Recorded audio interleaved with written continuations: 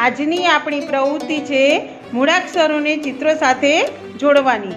આ બાજુ મૂળાક્ષરો આપેલા છે અને આ બાજુ ચિત્રો આપેલા છે.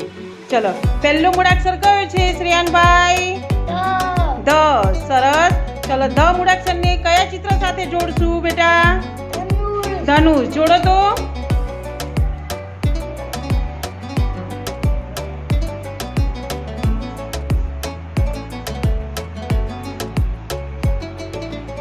વાહ, સરસ. ચલો, બીજો મૂળાક્ષર કયો છે બેટા? ન. ચલો, ન મૂળાક્ષરને કયા ચિત્ર સાથે જોડશું? નખ જોડે. સરસ. જોડો તો બેટા.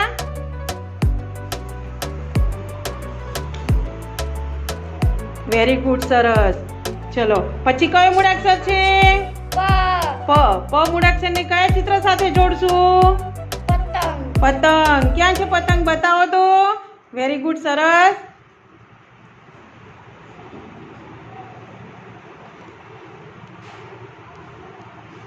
વાહ, સરસ. પછી કયો મૂળાક્ષર છે? ફ.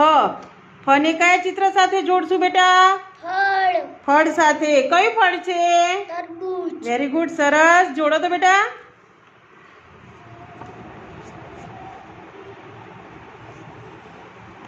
વાહ, ખૂબ સરસ. સાક્ષીબેન, ફ પછી કયો મૂળાક્ષર છે બેટા? બ. ચલો, બ મૂળાક્ષરને આપણે કોના સાથે જોડશું? જોડો બેટા. Very good. સરસ. પછી કયો મૂળાક્ષર છે? ભ. સરસ. ભ મૂળાક્ષરને કોની સાથે જોડશું? Very good. સરસ. ચલો, પછી કયો મૂળાક્ષર છે? મ. મ મૂળાક્ષરને કોની સાથે જોડશું બેટા? જોડો. Very good. સરસ. પછી કયો મૂળાક્ષર છે? ય. ય મૂળાક્ષરને કોની સાથે જોડશું બેટા? યતિ. યતિ નથી બેટા. હા, ક્યાં છે યજ્ઞનું ચિત્ર? હા, જોડો તો. Very good. ખૂબ સરસ.